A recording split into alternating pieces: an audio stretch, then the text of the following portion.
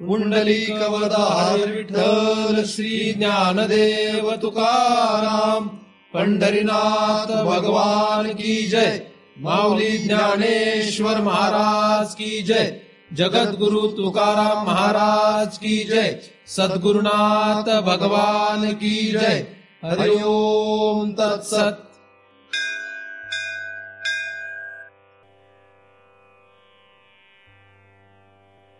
ध्यान मूलम गुरुमूर्ती, पूजा मूलम गुरुपदम, मंत्र मूलम गुरुर्वाक्यम, मुक्ती मूलम गुरु कृपा।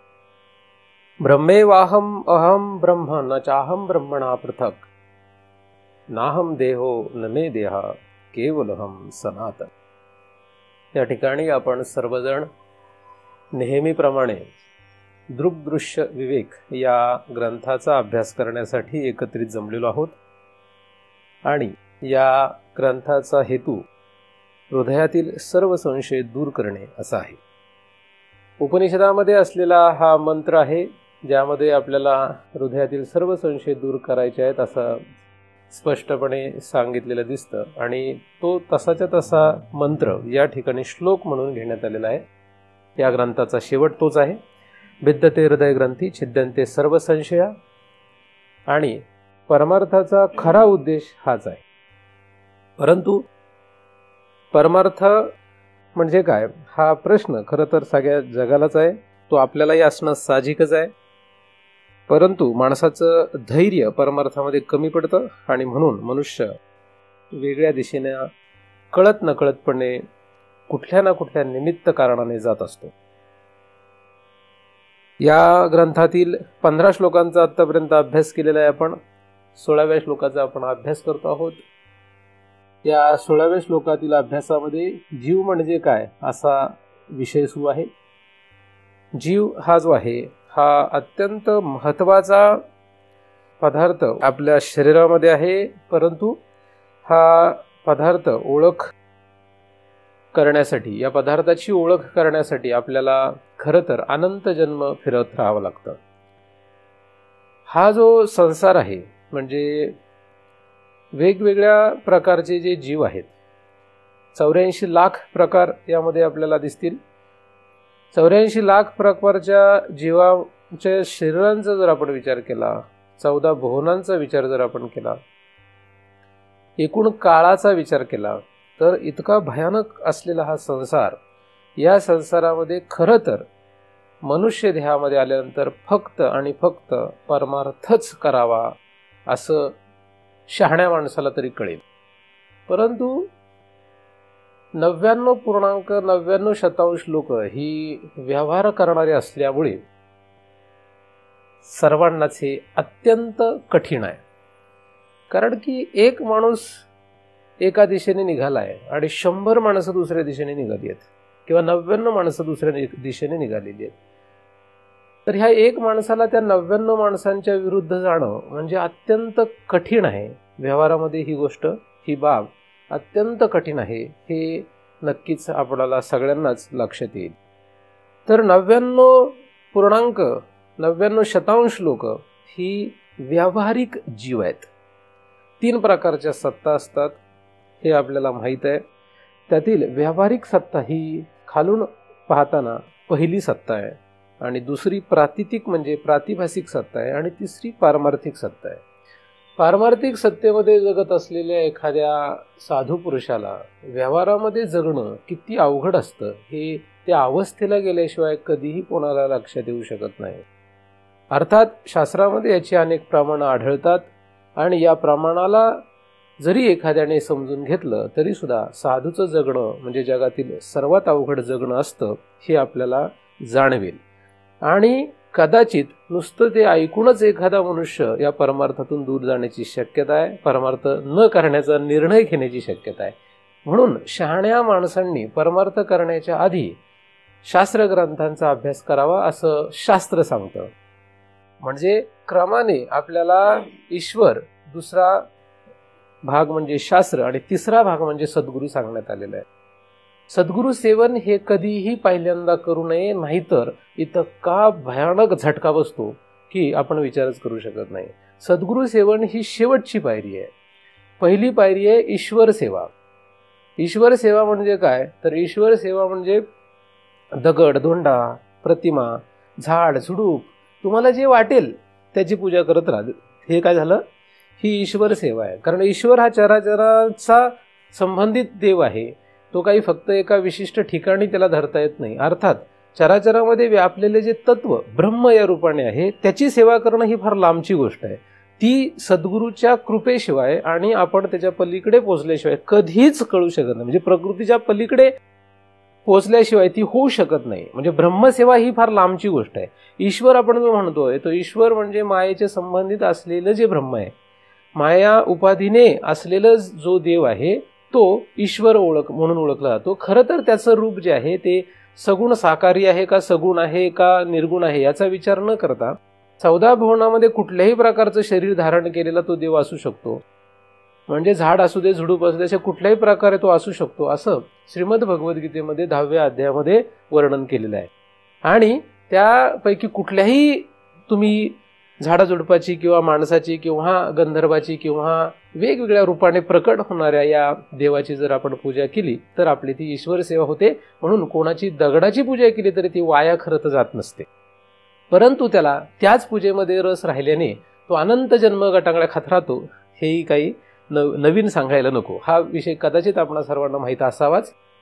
पण साधारण माणसाने मात्र दगडधोंडा आणि प्रतिमा किंवा या सगळ्यांचीच पूजा करत राहावं. आणि तसं आपण करतच असतो, नाही का. बरेच लोक म्हणजे जरी वेदांत ऐकतात तरी ते खरं तर इकडेच कुठेतरी असतात, म्हणजे ईश्वर सेवेमध्ये रममाण असतात. आता हे राहू नये, चुकीचं वगैरे असं मी सांगत नाहीये. परंतु जसं जसं पुढे जातो आपण तसं होतं काय की मग पुढे पुढे गेल्यानंतर विषय बदलत जातो. परमार्थामधले जो विषय आहे तो काय होतो, तो बदलत जातो. आणि मग ते करत असताना खालची आपण ईश्वर सेवाही करत असतो. मग त्याच्यामध्ये काय होतं, आपल्या मनाची स्थिती बदलत जाते. आपलं मन द्विधा मनस्थितीत जातं. मग हे करू का ते करू, असं करू का तसं करू. मग आता एकदा आपल्याला कळलंय की आपल्या शरीरामध्ये आत्मा आहे, त्या आत्म्याचा शोध घ्यायचा आहे. आत्मा फार लांबची गोष्ट आहे, त्याच्या अलीकडे जीव शोधायचा. हे सगळं आपल्याला लक्षात घ्यायचंय. मग हे लक्षात घ्यायचंय असं आपल्याला जेव्हा कळतं, म्हणजे शास्त्राचा अभ्यास केल्यानंतर किंवा वेदांतात आल्यानंतर, आणि त्याच वेळेस मग काय असतं की हे दगड किंवा मग प्रतिमा अशा प्रकारचे देवाचं रूप आपण उपासना करत असतो. मग हे करू का ते करू असा गोंधळ होतो. मग हेही धड होत नाही तेही धड होत नाही. मग त्याच्यामध्ये हे 99.99% मधली माणसं येतात. ते म्हणतात तुमचं नक्की काय चाललंय, हे करायचंय का ते करायचं, काय करायचंय काय नक्की. मग आपल्याला सुचत नाही की आपल्याला काय करायचं. आणि मग त्याच्यामध्ये आपली बुद्धी एकदम भ्रष्ट होऊन जाते, बुद्धी एकदम विचित्र होऊन जाते. आपल्याला सुचत नाही हे करू का ते करू का, असा सगळा गोंधळ उडून जातो. हा गोंधळ उडणाराच खरा जीव आहे, हा खरा व्यावहारिक जीवच आहे. म्हणजे जिथपर्यंत आपला हा गोंधळ चालू राहील की हे करू का ते करू, हे करू का ते करू, तिथपर्यंत आपण खरे तर व्यावहारिक जीवच आहोत. आपण व्यावहारिक जीवाचा विचार करतो आहोत. व्यावहारिक जीव म्हणजे कोण, तर ईश्वर सेवा करणारा हा कोण आहे, खरं तर व्यावहारिक जीवच आहे तो. ईश्वर सेवेतून जसं आपण बाहेर पडू म्हणजे क्रमाने आपल्याला पुढे पुढे जायचंय. हळूहळू पुढे जातो. एकदमच काय ढाळे थोडं पुढे जावं लागतं. एकदमच काही वर जाईल असं नाही. पण आता ढाळे म्हणजे किती जन्म, किती ढाळे, असा एक प्रश्न कधीतरी निर्माण होतो आपल्यालाच प्रश्न निर्माण होतो. अरे किती जन्म आपण हेच करतोय असं कधीतरी वाटतं. कायम वाटेल असं नाही. अनंत जन्मापासून आपण ढाळेच चाललोय. बरं, मनुष्य जे शास्त्र नियमाप्रमाणे किंवा साधू संतांच्या सांगण्याप्रमाणे 840 परार्ध वेळा अंदाजे आपण गणित करून पाहिले, त्याप्रमाणे एवढ्या काळानंतर मिळतो. मग एवढ्या काळानंतर मिळाल्यानंतर पुन्हा कधी आपल्याला हा मनुष्य देह मिळणार, मग पुन्हा काय करणार आपण, हे माणसाला सुचतच नाही. 99% लोकांना माहीतच नाही. ज्या 1% लोकांना माहीत झालं त्यांनी सांगितलं तरी ह्या 1% मधल्या लोकांना विश्वास बसत नाही. विश्वास जरी बसला, म्हणजे आपण परमार्थाच्या ज्या पायऱ्या असतात त्याचा विचार करतो बऱ्याच वेळा की पहिली गोष्ट श्रवण होत नाही. श्रवण करणं हे सगळ्यात दुर्भाग्य आहे. श्रवण न करणं, श्रवणाला येणं, श्रवण करणं हे फार भाग्यातून गोष्ट तयार होत असते. म्हणजे तुम्ही माझ्याकडून श्रवण करताय असंच नाही, एखादा ग्रंथ वाचतो ती सुद्धा भाग्याचीच गोष्ट आहे. कारण जेव्हा वाचतो त्यावेळेस एक प्रकारे श्रवण होत असतं ते. तर ग्रंथाचं वाचन करणं किंवा माझ्यासारख्या एखाद्या व्यक्तीकडून ऐकणं, ही जी गोष्टी आहेत ह्या काय अत्यंत भाग्यवान माणसाच्या साठीच आहेत, त्या बाकीचं कोणाला नाही आहे. तर हे श्रवणाची पातळी येणं ही बरं अवघड आहे. श्रवण आल्यानंतर ते आपण जे श्रवण करतो, जे ऐकतो, ते कळलं पाहिजे. काही लोक इथे आलेले आहेत, बरं इथे आलेत पण ऐकतात का नाही मला माहित नाहीये, म्हणजे श्रवण करतात का नाही माहित नाहीये. कारण इथे नुसतं येणं म्हणजे श्रवण नव्हे, कारण स्थूल शरीर आलंय पण ऐकत नाहीये, काही कारणाने ऐकत नसू देत, पण तो ऐकत नसेल तो श्रवण करत नसतो. गर्दी दिसते. आता मी जेव्हा चिंतन काहीतरी सांगत असतो तेव्हा खूप गर्दी दिसते बऱ्याच वेळा. तर बऱ्याच लोकांना वाटतं अरे महाराज फार मोठे दिसतात. बरं, तर महाराजांचं मोठेपण ह्याच्यामुळेच नसतंच कधी. किती लोक जन्म झालेत किंवा किती कमी आहे किंवा किती जास्त आहे, महाराज किती चांगले बोलतात याच्यावर खरं महाराज पण नसतं. तर श्रवण करणारा व्यक्ती जो आहे तो खरं श्रवण करत असतो का असा मोठा प्रश्न आहे. तर प्रत्येक जण श्रवण करत नसतात. कदाचित 100 माणसं असतील तर 100 मधील फक्त 70च लोक श्रवण करतात, 30 लोक श्रवण करत नसतात, कदाचित 20 लोक श्रवण करत नसतात, असं काहीतरी त्याचं प्रमाण आहे. पण लोक श्रवण सगळे करत नाही. श्रवण केल्यानंतर ते कळलं पाहिजे, कारण काय बोलतात महाराज आणि आपण काय ऐकतो याच्यात बऱ्याच वेळा तफावतच असते. बऱ्याच वेळा महाराज सांगत असतात वेगळं, आपण ऐकत असतो वेगळं. म्हणजे श्रवण हे योग्य होईल का नाही याची शंका असते. आता श्रवण योग्य होईल का नाही म्हणजे कसं होईल मग? तर मनुष्य, त्याला इंग्रजीमध्ये प्री कंडिशन्ड माइंड म्हणतात, म्हणजे पूर्व दुराग्रह. मनुष्य जेव्हा श्रवण करायला येतो तो काहीतरी ग्रह करून बसलेला असतो की असं आहे, आणि मग महाराज जे सांगतात किंवा शास्त्रात जे लिहिलंय त्याच्याशी तो आपलं म्हणणं जुळून बघण्याचा प्रयत्न करतो. आपण जेव्हा ग्रंथ वाचतो तेव्हा काय करतो, बऱ्याच वेळा जवळजवळ कायमच आपण असं करतो की आपण काहीतरी आपलं ठरवलेलं आहे, आपल्या मनामध्ये त्याचं कॅल्क्युलेशन करून आपण साठा करून ठेवलाय की असं आपल्याला माहित आहे. मग आपण ग्रंथामध्ये काय करतो, त्याप्रमाणे जुळतंय का कुठे हे बघत जातो, आणि जिथं जुळतं ते आपल्याला फार बरं वाटतं, हा आपल्यासारखंच दिसतंय. बरं, किंवा महाराजांशी जेव्हा आपला हा श्रवणाचा विषय होतो तेव्हा सुद्धा काय होतं की आपण आपलं पूर्व दुराग्रह, आपण काहीतरी ठरवून आलेलं असतो हे असं आहे, आणि मग महाराज तसे बोलले की आपल्याला वाटतं हा काय चांगले महाराज आहे बरं. आणि समजा त्याच्यापेक्षा विरुद्ध 180 डिग्री एकदम उलटच काहीतरी बोलले तर आपल्याला वाटतं हे असं कुठे महाराज असतात होय, असं एकदम बदलून जातं. किंवा असं कुठं शास्त्र असतं होय, असं असू शकतं काय, असं असू शकत नाही. तर असं आपल्याला वाटतं, ह्याला म्हणतात पूर्व दुराग्रह. तर पूर्व दुराग्रह करून येणारा मनुष्य खरं तर कधी श्रवण करत नसतो. म्हणजे तो ऐकतो, श्रवण करतो, पण त्याला कळत नाही, कारण दुराग्रहामुळे तो त्याच्यापासून आपोआप दूर राहतो. पूर्व दुराग्रह म्हणजे न कळणे. तर श्रवण करणं, त्याच्यापुढे कळणं असतं. कळलं तरी ते पटलं पाहिजे. आता काहींना श्रवण करतात, कळतं पण त्यांना, हे सगळं कळतं पण पटत नाही, असं असूच शकत नाही. तर न पटणं ही एक पायरी आहे.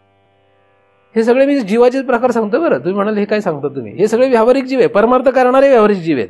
जरी ते परमार्थ करतायत तरी सुद्धा हे व्यवहार पातळीलाच आहेत. न पटणे, पटतच नाही.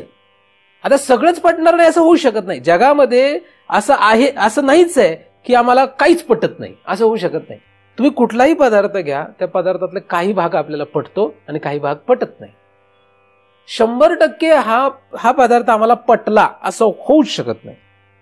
फार कमी पदार्थ जगात असे असतील की जे आपल्याला 100% पटतील. देव सुद्धा, देवाला सोडत नाही मी त्यामध्ये, कारण देव सुद्धा असा एक पदार्थ आहे की जो पदार्थ आपल्याला 100% पटू शकत नाही.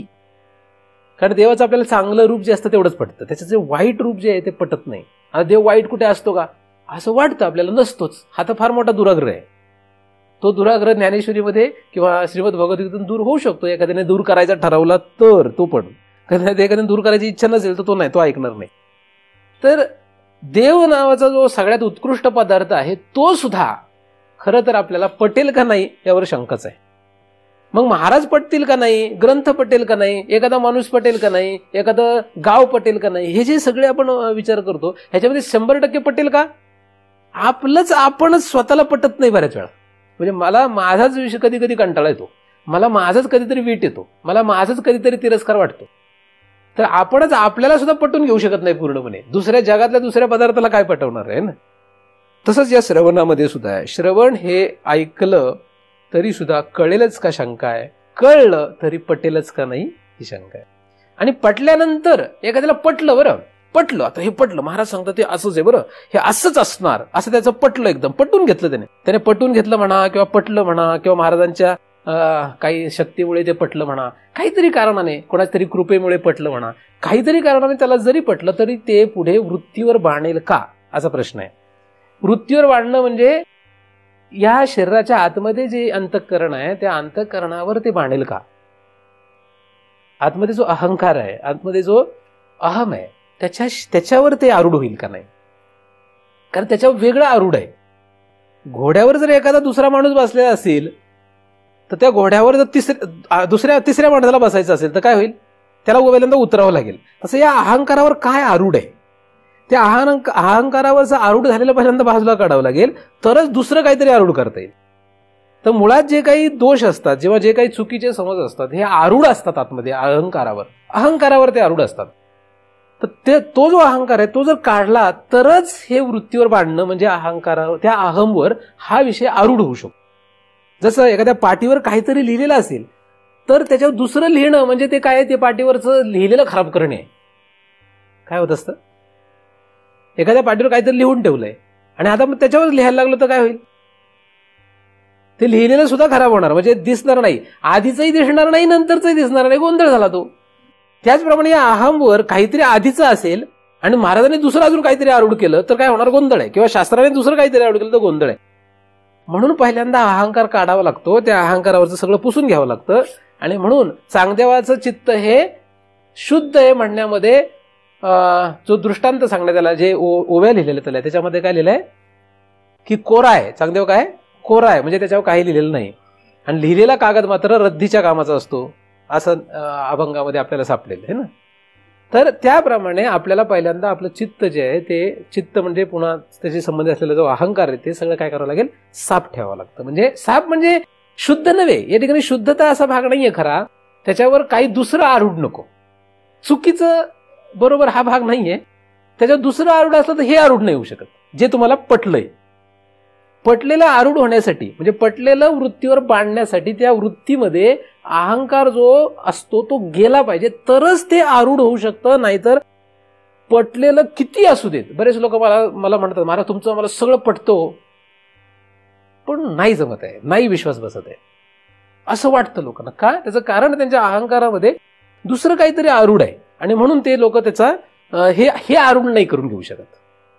तर पहिल्यांदा काय करावं लागेल? अशा सर्वांनाच पहिल्यांदा ते सगळं जे आतमध्ये आहे ते कचरा साफ करून घ्यावं लागेल. त्यासाठी काहीतरी साधन करावं लागेल. काय साधन करावं लागेल ते सांगता येत नाही. योग्य शास्त्र आणि योग्य मार्गदर्शकाच्या साह्याने जर ते केलं तर ते फार फास्ट होऊ शकतं. नाहीतर आपल्याच मनाने केलं तर मग कदाचित दुसऱ्या दिशेने तो जीव जाऊ शकतो. तर वृत्तीवर बांधणं ही खरी जी स्थिती आहे किंवा खरी जी प्रॅक्टिस आहे, खरा जो आपल्याला विचार करायचा आहे ह्या वृत्तीवर बांधण्याचा करायचा आहे. ह्याच्या आधीच्या ज्या पायऱ्या आहेत ह्या व्यावहारिक जीवाच्याच आहेत आणि वृत्तीवर बांधण्याची जी पातळी ही खरी तर मुमुक्षुची पातळी आहे. हा मुमुक्षु सुद्धा व्यावहारिक जीवच आहे. इथे खरं मुमुक्षत्व आहे, म्हणजे त्या ठिकाणी त्याला मुमुक्षु हे मानता येईल, कारण तो आता खरं तो त्या बोधावर आरूढ होण्याचा प्रयत्न करतोय. त्याला ते कळून घेण्याचा तो प्रयत्न झालेला आहे, पटून घेण्याचा प्रयत्न झालेला आहे, श्रवण झालंय, पण त्याला ते आरूढ व्हायचंय आता. मग आरूढ होण्यासाठी पहिल्यांदा त्यांनी हे करावं लागेल. तर ऐकणं, कळणं, पटणं आणि वृत्तीवर बांधणं. जसं जसं वृत्तीवर बांधत जातं मग त्याच्या पुढे तो जीवाचा प्रश्न येतो पुढे, आणि मग तो जीव त्याला बोधाचा प्रश्न येतो. तर महाराजांनी सांगितलेलं किंवा शास्त्रात लिहिलेलं हे पटलं तरी सुद्धा किंवा वृत्तीवर बांधलं तरी सुद्धा तो मुक्त म्हणता येणार नाही. तो बोलेल पण तो मुक्त म्हणता येणार नाही. मुक्त म्हणण्यासाठी, मुक्त पुरुष ओळखण्यासाठी आपल्याला त्याच्या पुढचाही विचार काही करणं गरजेचं आहे. या ठिकाणी आपण या व्यावहारिक जीवाचा विचार करत आहोत. तर व्यावहारिक जीव म्हणजे जे लोक परमार्थ करतच नाहीत हे सगळे व्यावहारिकच जीव आहेत. परमार्थ करायला लागला तर पहिल्यांदा ईश्वरापासून सुरुवात करावी. ईश्वर म्हणजे काय तर चराचराला ईश्वर म्हणता येईल आणि कुठल्याही प्रकारचे काही त्यांनी करू देत ती एक प्रकारे ईश्वराची सेवाच आहे. एखादा मनुष्य असतो तो देवाला नमस्कार करत नाही, देवाच्या पाया पडत नाही, काही करत नाही. त्याची कामं तो नीट व्यवस्थित करतो, एकदम व्यवस्थित, कुठेही लबाडी करत नाही, काही चालूपणा करत नाही, हे सगळं तो पाळतो. तरी सुद्धा तो एक प्रकारे ईश्वराची सेवा करतोय. काहीच करत नाही, तो गंध लावत नाही, टिक्का लावत नाही, देवाची पूजा करत नाही, काहीही करत नाही, पण त्याचं काम मात्र तो लबाडी न करतो, व्यवस्थित करतो. तो सुद्धा खरं तर ईश्वराची सेवाच करत असतो. का कसं याचा एक वेगळा अभ्यास म्हणता येईल. अर्थात मला तो अभ्यास आता या ठिकाणी सांगायचा नाही, आपल्याला पुढे जायचंय. ईश्वराची सेवा करणं ही पहिली पातळी आहे. ईश्वराच्या सेवेतून जे एखादा जर जसा पुढे जाईल त्याला आपोमत शास्त्र वाचावं, काहीतरी ऐकावं असं वाटतं. आणि मग तो जर शास्त्र वाचू लागला, त्याचं जर पूर्व सुकृत असेल किंवा उत्कृष्ट जर त्याचं काहीतरी कर्म असेल पूर्वीचं, तर त्याला योग्य शास्त्र हातात पडतं. श्री ज्ञानेश्वरी हा ग्रंथ हातात पडणं हे भाग्याचं काम आहे. कोणाच्याही हातात हा ग्रंथ पडत नाही. श्री ज्ञानेश्वरी म्हणजे श्रीमद भगवद्गीता. अधिक हा ग्रंथ हातात जरी पडला तरी सुद्धा तो वेगळ्या कारणाने पडतो. व्यवहारातले काहीतरी आपले प्रश्न सोडवण्यासाठी जर हा ग्रंथ हातात पडला तर त्याप्रमाणे त्याला उत्तर मिळतातही, पण त्याचा खरा उपयोग नाही. कारण हे ब्रह्मविद्यायाम आहे, म्हणजे याच्यामध्ये ब्रह्मविद्या आहे, हे आपण पहिल्यांदा लक्षात घेतलं पाहिजे. या ग्रंथांमधून आपल्याला व्यावहारिक कुठलंही उत्तर शोधायचं नाही. ते शोधलं तर ते मिळणार नाही असं नाही, ते मिळेलच, पण तो अत्यंत व्यावहारिक भाग आहे. म्हणून शास्त्र जेव्हा आपण व्यवहारातले काहीतरी उत्तर शोधण्यासाठी पाहतो तेव्हा तो जीव सुद्धा व्यावहारिकच जीव आहे. आणि असं बऱ्याच वेळा होतं सर्वांचंच. म्हणून एखादा ज्ञानेश्वरी वाचतोय आयुष्यभर, पण तो फक्त व्यावहारिक कारणासाठी वाचतोय, म्हणून त्याचा काही खरं तर उपयोग नाहीये. तो व्यावहारिक जीव आहे. मी खूप माणसं पाहिलेत अशी लहानपणापासून, कारण मी या संप्रदायामध्ये जन्माला आलो आणि भाग्य आहे म्हणून आजही या संप्रदायातच आहे आणि शेवटपर्यंत या संप्रदायातच राहीन असं वाटतंय. या संप्रदायात म्हणजे ज्ञानदेवाच्या संप्रदायात. तर ज्या ठिकाणी जन्माला आलो त्या ठिकाणापासून आतापर्यंत इथून पुढे या संप्रदायात मी राहील अशी मला खात्री वाटते. तर या संप्रदायामध्ये ज्ञानेश्वरी ग्रंथ हा अत्यंत महत्वाचा ग्रंथ आहे, सर्वांनाच माहित आहे, नाही का. तर हा ग्रंथ वाचणारे मी अनेक लोक पाहिले. हे सगळी लोक माणसं फार चांगली पाहिलेत. मी काही चांगली पाहिलेत, विचित्र पाहिलेत, सगळ्या प्रकारची माणसं पाहिलेत. चांगला विचित्र हा आपला भाव आहे.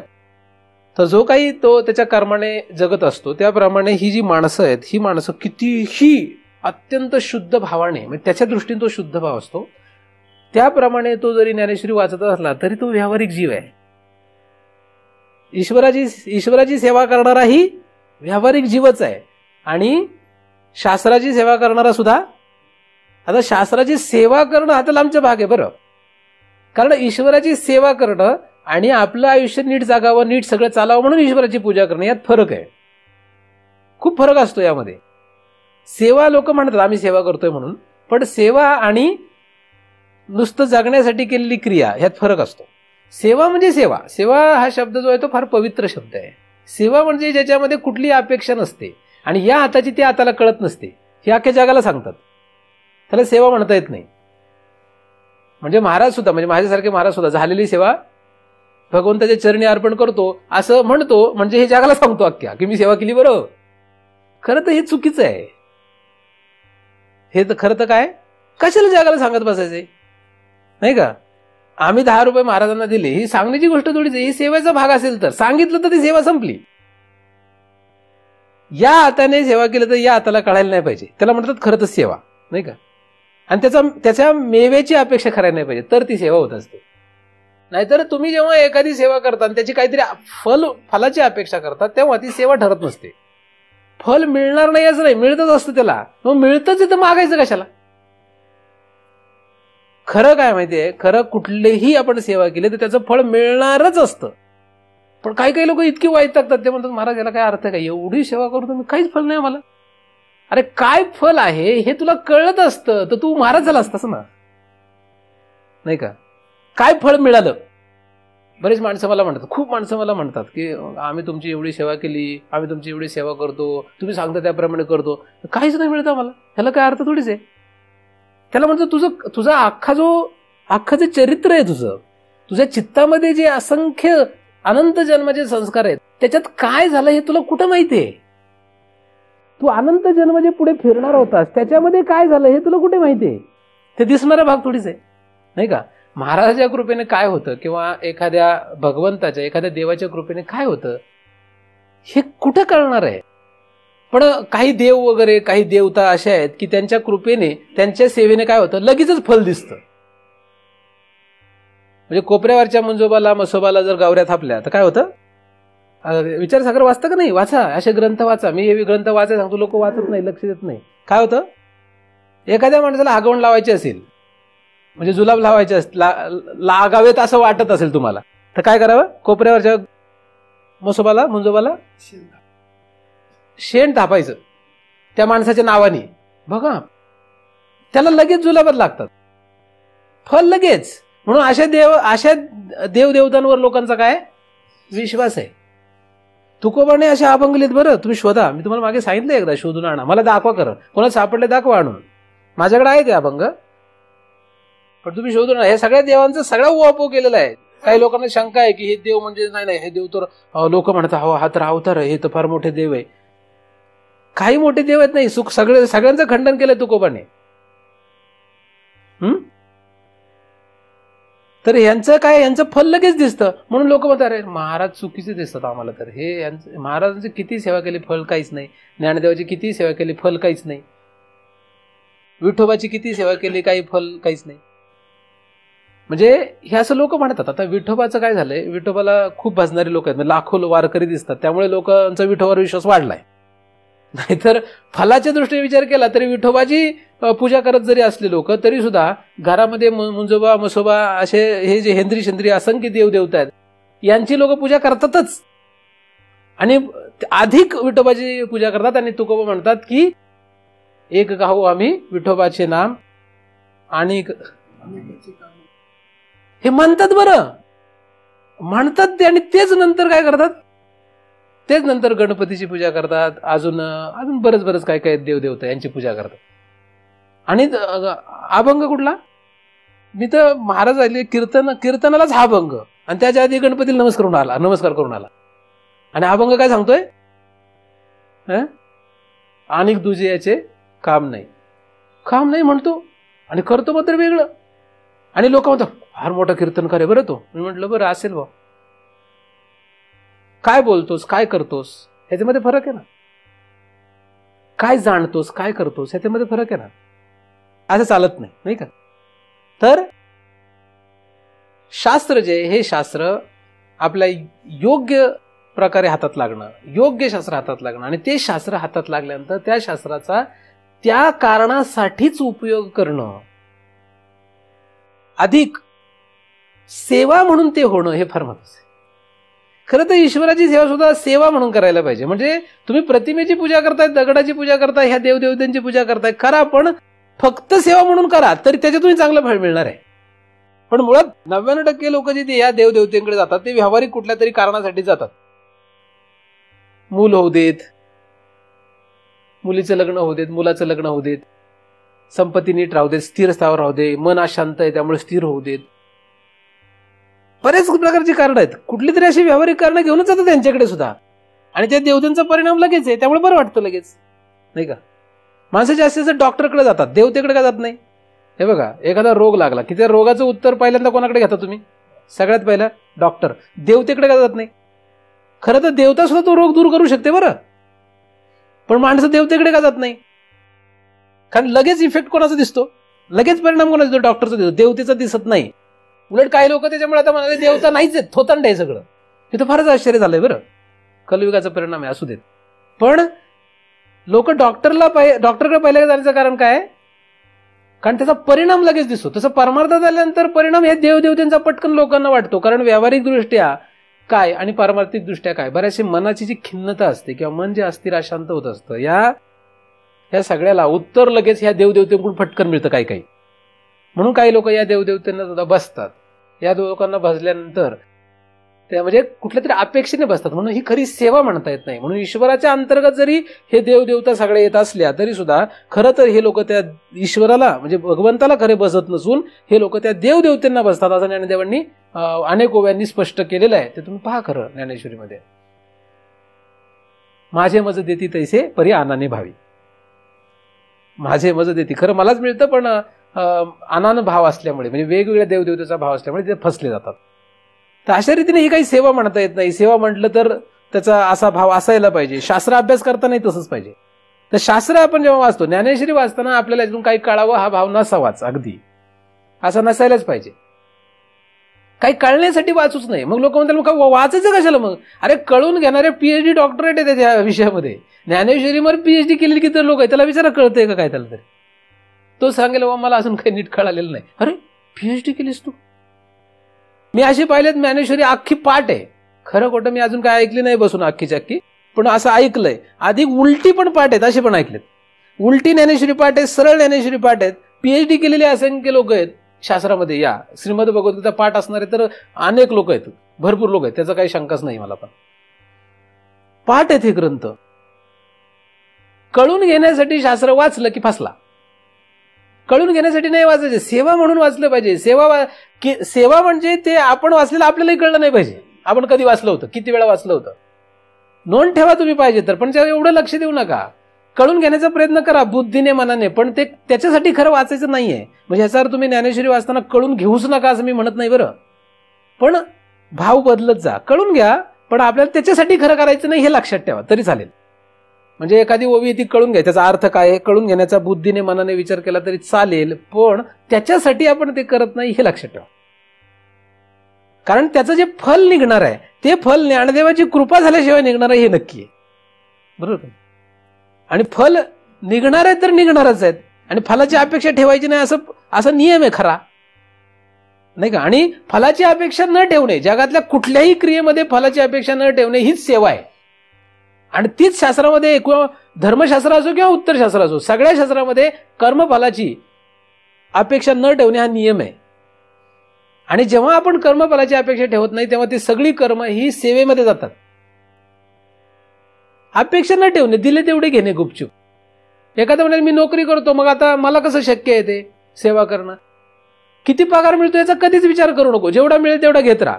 मी माझं अख्खं आयुष्य जेवढी नोकरी आतापर्यंत करत आलोय, एकदाही विचार केलेला नाही की मला एवढा पगार मिळेल का तेवढा मिळेल. जेवढा मिळेल तेवढा घेत आलोय. हा माझा अत्यंत आतमधला भाव आहे कायमच. माणसं मुळात जागतात किती पगार मिळेल यासाठी, आणि तिथेच फसतात. म्हणजे मला 1,500 पण पगार होता, आणि तो वाढत वाढत किती झाला हे आज मला किती पगार आहे मला माहित पण नाहीये. 1,500 सुद्धा किंवा आता असलेला पगार मला कोणी ते सांगतं महाराज तुमचा पगार एवढा आहे. बरं, लोक माझी स्लिप पाहतात पगाराची आणि मला सांगतात तुमचा पगार एवढा आहे, तुमचं बेसिक एवढं, हे मला त्यावेळेस सांगतात. तेव्हा मला ते तेवढ्या काही दिवसापुरतं लक्षात राहतं, त्यानंतर पण विसरलेला असतो माझा काय पगार होता. इतकं सोपं गणित आहे खरं तर, पण हे जगताना फार अवघड आहे. तुम्ही काय म्हणाल तुम्हाला जमेल, आम्हाला नाही जमणार. मी तुम्हाला जमावं म्हणून नाही सांगत आहे, किंवा मला जमतंय म्हणून नाही सांगत आहे, किंवा मी माझं स्वतःचं शहाणपण दाखवतो, यामध्ये असा मुळात हेतू नाही. मला फक्त हे सांगायचंय की कर्मफलाची अपेक्षा न ठेवणे कशा प्रकारे करता येऊ शकतं, विविध रीतीने आपल्याला याच्यावर बोलता येऊ शकतं. तर सेवा तेव्हाच आहे जेव्हा तुम्ही तो ग्रंथ कसा वाचाल, सेवा म्हणूनच वाचाल. आणि त्याच्या पुढे तिसरा पदार्थ मिळतो, जेव्हा ईश्वर आणि मग शास्त्र या दोघांच्या सेवेतून हळूहळू बाहेर पडेल, तसे हळूहळू सद्गुरू कळतील. सद्गुरू भेटणे ही फार ही गोष्ट अवघड आहे. पहिली गोष्ट, भेटलेली व्यक्ती सद्गुरूच आहे हे कळणं फार अवघड आहे त्याच्या पुढे. आणि मग सद्गुरू आहे असं म्हटल्यानंतर त्यांची सेवा करणं हे अवघड आहे. सेवा केली तर ती सेवा म्हणून सेवा होणं हे अवघड आहे. असं एक क्रमाने पुढे पुढे जावं लागेल. ईश्वर, शास्त्र आणि सद्गुरू. सद्गुरू हा तिसरा आणि शेवटचा पर्याय आणि उपाय या जगामध्ये आहे, हे अनेक ठिकाणी प्रमाणित केलेलं आहे, सांगितलेलं आहे. पण माणसं काय करतात, हे दोन सेवा तर करतच नाही, याच्यामध्ये गोंधळ करतात. आणि मग एखादे सद्गुरू भेटतात किंवा ते सद्गुरू आहेत का नाही, मग याच्यापासून शंका तयार होतात आणि अनेक गोंधळ उडून जातो माणसांचा अनेक प्रकारे. जो जगातल्या सगळ्या महाराजांविषयी तो माझ्याविषयी असणं साहजिक आहे, असायलाच पाहिजे, त्यात काही नवल नाही. परंतु सद्गुरूपर्यंत जर पोचायचं असेल तर शास्त्र आणि ईश्वर यांच्या सेवेमध्ये सेवा हा भाव पाहिजे. शास्त्र आणि ईश्वर यांची सेवा म्हणून जर केली तर नक्कीच सद्गुरूपर्यंत जाता येतं. सद्गुरूपर्यंत गेल्यानंतर तोच भाव जर तसाच राहिला, म्हणजे या हाताचं त्या हाताला माहित नाही, ह्याला म्हणतात सेवा, त्याच्या फलाची अपेक्षा नाही, अशा प्रकारे जर एखादा सेवा करत जाईल तो सद्गुरू सेवेतून पुढे मुक्त होतो. आणि सद्गुरू सेवेतून मुक्त झाल्यानंतर त्याला परंपरेने संप्रदायाकडूनच फल मिळतं. हे फल जे आहे ते दृष्ट फल नाही, हे अदृष्ट फल आहे. माणसांना दृष्ट फलाची अपेक्षा आहे, अदृष्टाची गरज आहे परमार्थामध्ये. अदृष्ट फल पाहिजे. दृष्ट फल हे शास्त्रात कधी सांगितलेलं नाही. शास्त्रामध्ये कसलं फल सांगितलंय, अदृष्ट फल सांगितलंय. अदृष्टाला किंमत दिली शास्त्रामध्ये. अदृष्ट म्हणजे ते दिसणार नाहीये, आणि माणसाला मात्र दिसणाऱ्या फलाची अपेक्षा आहे. म्हणजे काही लोक असं, काही माणसं असे विचार करतात, महाराज आम्ही तुमच्याकडे एवढ्या वर्ष येतो, आता आम्हाला महाराज करा की. महाराज करा की म्हणजे काय, त्याला दृष्ट फल पाहिजे, त्याला व्यासपीठावर बसायचंय, किंवा त्याला कीर्तनाला उभं राहायचंय, किंवा त्याला असं काहीतरी दृष्ट फल त्याला हवंय. अदृष्ट फल नकोय त्याला. किंवा आमच्या वागण्यामध्ये जरा असं काहीतरी स्थिरता, शांतता असं काहीतरी येऊ देत की. त्याला हे सगळे दृष्टफल आहेत. एखादा म्हणजे शांत, स्थिर आणि एकदम मजेत, सुखात, फार छान असा दिसतो, म्हणजे तो सिद्ध स्थितीला पोहोचलाय असा काहीतरी लोकांचा गैरसमज होऊन बसलाय. मुळात त्याचा आणि याचा फलाचा संबंध नाहीये. शांत दगड तर किती शांत असतो, आणि गाढव.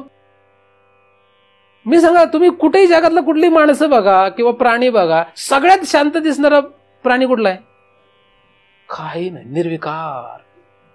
प्रज्ञा, तो हे आहे का, काय म्हणतात त्याला, प्रज्ञावान, किंवा तो काय स्थितप्रज्ञ आहे का? स्थितप्रज्ञ आहे तो. स्थितप्रज्ञाची काय लक्षणं करतायत लोक? ज्ञानदेवांनी काय सांगितले? म्हणजे सिद्ध पुरुषाची काय लक्षणं ज्ञानेश्वरी ज्ञानदेवांनी वर्णन केलेत वेगवेगळ्या ठिकाणी, वेगवेगळ्या रीतीने. ती माणसं विचारत घेत नाही, त्याचा विचार नाही करत आहे. अरे जर तुमच्या म्हणण्याप्रमाणे स्थितप्रज्ञ असेल तर गाढवच स्थितप्रज्ञ दिसतंय. जगामध्ये सर्वोत्कृष्ट साधू गाढव आहे. फक्त मागे जाऊ नका त्याच्या, मग साधू कळेल काय.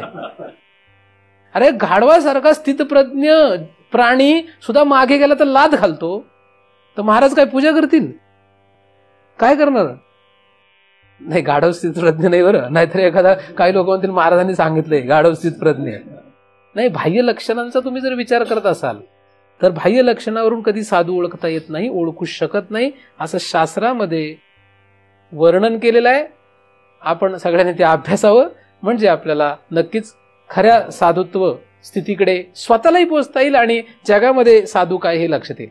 जगामध्ये कोण साधू आहे हे कळण्यासाठी आपण साधू झालो पाहिजे. त्याला दुसरा काहीच पर्याय नाही. आता मी किती ओरडून सांगितलं, समजा मी साधू आहे, मी साधू आहे, तुम्ही खरं मानू नका बरं. नाही तर तुम्ही वेड्यासारखे म्हणाल की हा महाराज म्हणजे साधू दिसतात बरं. ते फक्त तुम्हाला आता बरं वाटतंय महाराजांपासून म्हणून म्हणणार. तुम्हाला महाराजांपासून जर बरं नाही वाटलं, काही कारणाने तुम्हाला महाराजांपासून त्रास वाटला, तर तुम्हाला महाराज त्या क्षणाला साधू नाहीत असं लक्षात येईल. त्याच क्षणाला, दुसऱ्या नाही. म्हणून महाराजांच्या म्हणण्यानुसार साधू ठरवायला नाही पाहिजे. साधू कळण्यासाठी काय करावं लागतं? स्वतः साधू व्हावं लागतं. बाकी दुसरा काही उपाय नाही जगामध्ये. म्हणजे मी साधू आहे का नाही हे कळण्यासाठी तुम्हाला उपाय काय? तुम्ही साधू व्हा. तुम्ही साधू झाले तर मी साधू आहे का नाही कळेल. नाहीतर तुम्ही मला जे साधू म्हणाल ते फक्त तुमचा मूर्खपणा आहे. मी साधू आहे का नाही हा भाग वेगळा आहे की नाही. कारण मला काही लोक ईश्वर बुद्धी पूजिला का चोर म्हणून गांजीला अशा दोन्ही स्थितीमध्ये पाहणार आहेत. काही लोक मला चांगले म्हणणार, काही लोक वाईट म्हणणार आहेत. ज्याला जसा अनुभव आहे त्याप्रमाणे ते लोक माझ्याकडे बघतील. देवाकडे सुद्धा तसंच असतं, जैसा भाव तैसा हरी. ज्याप्रमाणे ज्याचा भाव जसा असतो त्याप्रमाणे तो हरीकडे पाहत असतो, त्याचप्रमाणे तो प्रगट होत असतो. याचप्रमाणे शास्त्र, सद्गुरू आणि ईश्वर हे तिन्ही सुद्धा त्या भगवंताच्या खाली जे आहेत हे तिन्ही सुद्धा तशाच रीतीने प्रगट होतात. आणि अशा प्रकारे प्रगट झालेलं, अशा प्रकारे प्रवास करत असलेले सगळे जीव हे खरं तर व्यावहारिक जीवच आहेत. व्यावहारिक जीव. आता आपल्याला ह्याच्यातून कसं पुढे जायचं हा भाग निराळा आहे, तो काय मी या ठिकाणी सांगत नाहीये. जीव या शब्दाचा आपण विचार करतो आहोत. जीवाची व्याप्ती केवढी आहे, कुठून कुठपर्यंत जीव आहे. जिथपर्यंत साधुत्व येत नाही तिथपर्यंत जीवच असतो. साधू या स्थितीपर्यंत जिथपर्यंत तो जात नाही तिथपर्यंत तो प्रत्येक जण जीव आहे. मग तो ब्रह्मदेव असला तरी ब्रह्मेशाना परते वाढणे नाही जीवाते. सगळ्यात शेवटची वाढ कुठे आहे त्याची जीवाची? ब्रह्मदेव हा सगळ्यात उत्कृष्ट जीव आहे असं ज्ञानदेवांनी सांगितलं. काय लोक नुसते वाचतात पण पचत नाही बरं. हे पचणं फार अवघड आहे. लोक लक्ष देत नाही ना. दुर्लक्ष केल्यावर पचण्याचा प्रश्न आला कुठे? दुर्लक्ष करतात ह्या शब्दांकडे ज्ञानदेवांच्या.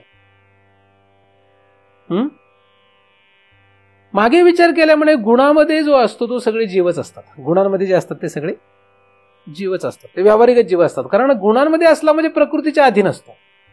आता प्रकृतीमध्ये राहून प्रकृतीच्या अधीन असणं आणि प्रकृतीमध्ये राहून प्रकृतीच्या अधीन नसणं अशा दोन अवस्था असतात. साधू हा प्रकृतीच्या संगात दिसतो पण प्रकृतीमध्ये नसतो तो.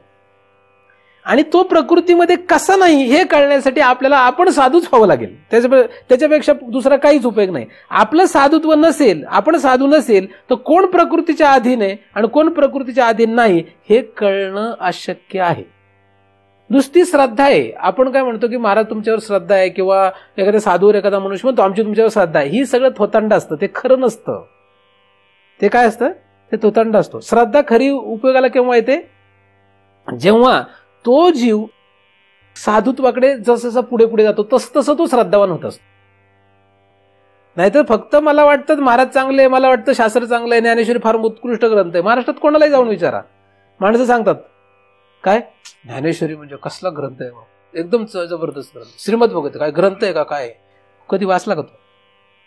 मला लोक सांगतात आयुष्यात त्यांनी कधीच ह्या श्रीमद भगवद्गीता ग्रंथ वाचलेला नाही, पण ते फक्त म्हणतात मग आमच्या संप्रदायाचा, आमच्या धर्माचा ग्रंथ आहे तो कुठला, श्रीमद भगवद्गीता. मग किती जबरदस्त ग्रंथ आहे. म्हटलं तू कधी वाचला, एक श्लोक तरी वाचलाय का? नाही, मी वाचलेला नाही, पण उत्कृष्ट ग्रंथ आहे बरं. कसं काय ठरवलं तू? कसं ठरवलंच कसं तू? आयुष्यात एकदा सुद्धा तू श्रीमद भगवद्गीता हा ग्रंथ वाचलाच नाहीये. त्या श्रीमद भगवद्गीतेचं सार आहे, त्याची जी ब्रह्मविद्या आहे त्यापर्यंत तू जाण्याचं ते फार लांबची गोष्ट आहे. तरी तू श्रीमद भगवद्गीता हा उत्कृष्ट ग्रंथ आहे असं म्हणतोस, ही तुझी मूर्ख श्रद्धा आहे, ती खरी श्रद्धा नाहीये. ही खरं श्रद्धा नसून अंधश्रद्धाच आहे. पण आता मी श्रीमद भगवद्गीतेचा अनुयायी असल्यामुळे मी म्हणणार चांगला माणूस आहे बरं, कारण श्रीमद भगवद्गीता मांडतो, ज्ञानेश्वरी मानतो, ज्ञानेश्वरी श्रीमद भगवद्गीतेवर डोकं ठेवतो, चांगला माणूस आहे बरं. अरे पण हे माझ्या बोलण्याला खरी काही किंमत नाही. कारण का? कारण त्याची जी श्रद्धा आहे ही श्रद्धा नाही, ती काय, ही अंधश्रद्धा आहे. त्याचप्रमाणे महाराजांच्या सुद्धा पायावर जर एखादा डोकं ठेवत असेल तर तो अशाच प्रकारे ठेवत असतो. ती खरी श्रद्धा नसते. ही काय असते? ही अंधश्रद्धा आहे. माझ्या पायावर डोकं ठेवणारी 99% माणसं ही अंधश्रद्धाळू आहेत. माझ्या पायावर तेव्हाच डोकं ठेवा जेव्हा माझ्यातलं साधुत्व लक्षात येईल. शास्त्रावर तेव्हाच खरं डोकं ठेवलं जातं जेव्हा त्या शास्त्रामध्ये ब्रह्मविद्या आहे हे लक्षात येईल. ज्ञानेश्वरीवर डोकं तेव्हाच खरं ठेवलं जाणार आहे जेव्हा त्या ज्ञानेश्वरीमधली ब्रह्मविद्या लक्षात येईल, म्हणजे भगवत विद्या. ब्रह्मविद्या म्हणजे तिथपर्यंत मग आम्ही ठेवू नये का असं काही लोक म्हणतात. नाही, तुम्ही ठेवू नये असं नाही, तुम्ही ठेवा ती, पण ती खरी श्रद्धा नाही, ती कधीही डगमगू शकते. कारण श्रीमद भगवद्गीता किंवा ज्ञानेश्वरीपेक्षा जरा दुसरा आपल्याला मजेशीर, आपल्याला आवडणारा ग्रंथ हातात लागला की आपण लगेच ज्ञानेश्वरी बाजूला ठेवतो आणि दुसरा ग्रंथ उलगडून वाचायला लागतो. होतं का नाही असं? का? याच्या पलीकडे दुसऱ्याची गरजच नाही असं कळलं तर कशाला दुसऱ्या ग्रंथाला हात लावेल? गुरु वाक्याविन शास्त्र हाती न लावी, असा ज्ञानदेवांचा नियम आहे.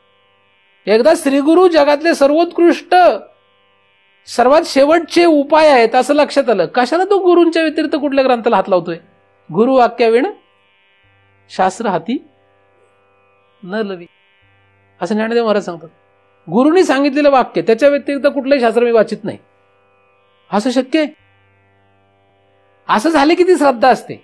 पण एखादा त्याला कंटाळा आहे शास्त्र वाचायचा, काही महाराज म्हणतात महाराज तुम्ही सांगता तेवढंच आम्ही ऐकतो, कुठल्याही ग्रंथाला अभ्यास करत नाही. मला असं वाटतं अरे याची फारच मोठी श्रद्धा दिसते बरं. श्रद्धा नाही, त्याला कंटाळा आहे, त्याला वाचायचा कंटाळा आलाय म्हणून म्हणतो. वाचायचा कंटाळा नाही, इंटरेस्ट नाही त्यामध्ये, म्हणून तसलं करू नका, वाचत राहा. कारण काही लोक माझ्या बोलण्याचा बऱ्याच वेळा विपरीत अर्थ काढतात, माझ्या बोलण्याचा, माझ्या करण्याचा विपरीत अर्थ काढतात लोक, आणि मग फार गोंधळ उडतो. मी कधीही सांगत नाही की शास्त्र वाचू नका, कसं वाचायला पाहिजे हे मी सांगतोय, आणि कधी बंद करायला सांगायला पाहिजे हे पण सांगतोय. गुरु वाक्याविना जगामध्ये कुठल्याही रीतीने आपल्याला कशाचीच गरज नाही. हे जेव्हा खरं कळतं तेव्हा मात्र शास्त्र वाचायची गरज खरंच नाहीये असं ज्ञानदेव महाराजही सांगतात. पण तिथपर्यंत मात्र ह्याची जी अवस्था आहे, हा जो आहे हा जीवच आहे, हा व्यावहारिकच जीव आहे. व्यावहारिक जीव हा कुठपर्यंत असतो? व्यवहार म्हणजे काय? जिथपर्यंत देणं आणि घेणं असतं. सद्गुरूकडून पण देणं घेणं असतं आपल्याला, शास्त्राकडून पण देणं घेणं असतं आपल्याला, आणि ईश्वराकडून पण देणं घेणं असतं आपल्याला. फक्त शास्त्र, सद्गुरू किंवा ईश्वर यांच्यापासून जे देणं घेणं हे एकदम व्यवहारात मोडत नाही. त्याला थोडीशी व्यवहाराची जोड दिसते, पण आपल्याला भगवत प्राप्तीसाठी जर हा व्यवहार केला तर तिथे सुद्धा व्यवहारच आहे, म्हणजे व्यावहारिकच जीव आहे, पण तो जरा बरा आहे.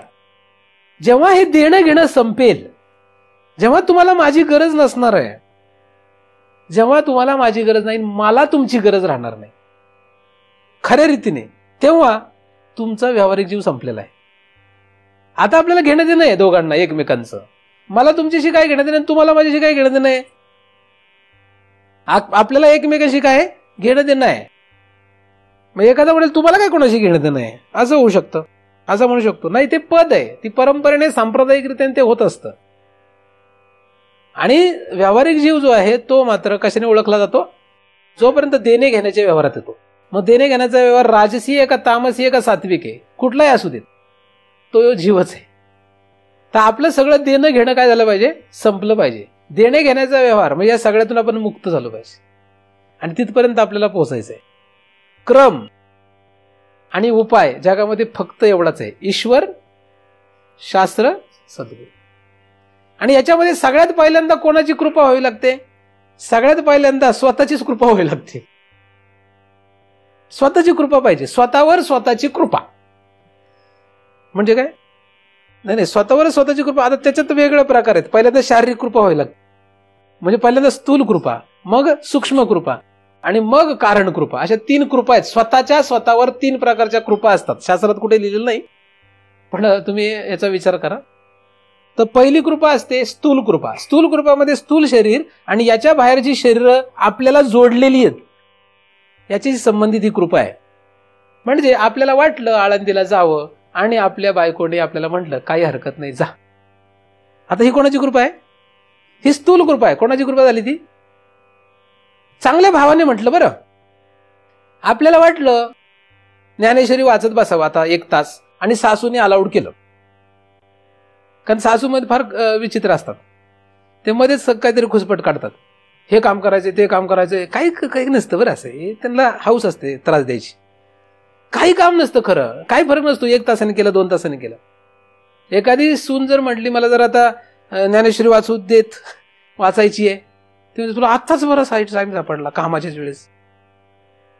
ही झाली सासूची अबकृपा. काही लोक म्हणतील सासू सुनेवर फार डोळा ठेवतात, सगळ्या सुना यांना कंप्लेंट करतात की काय, असं काही लोकांना. मला कोणीही कंप्लेंट करत नाही.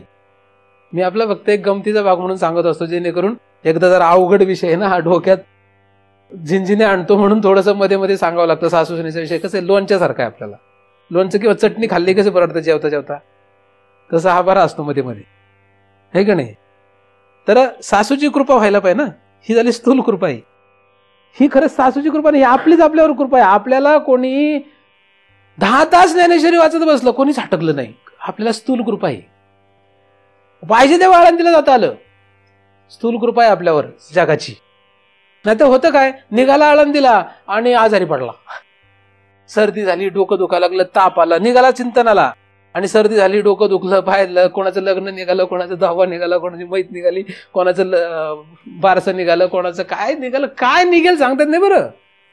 आणि चिंतनाला येतच नाही, पोचत नाही चिंतनात त्यावेळेस. त्याचं कारण काय असतं, स्वतःची स्वतःवर कृपा नसते. स्थूल गोष्टी आहेत या सगळ्या. स्वतःचं शरीर बिघडणं किंवा ह्याच्याशी संबंधित कोणीतरी बिघडणं आपल्यावर, ही कृपा व्हायला. त्याच्याशिवाय माणसं येत नाहीत, येऊ शकत नाहीत. म्हणून स्वतःची कृपा. आता ही काय कोण, मी काय करणार याच्यामध्ये, तुमची सासू तुम्हाला ओरडली, मी काय करू. आता काय काही लोकांना महाराज तुम्ही तर एवढे भारी आहे बा, करा काहीतरी. मी भारी बिरी काही नाही, मी काहीच करू शकत नाही.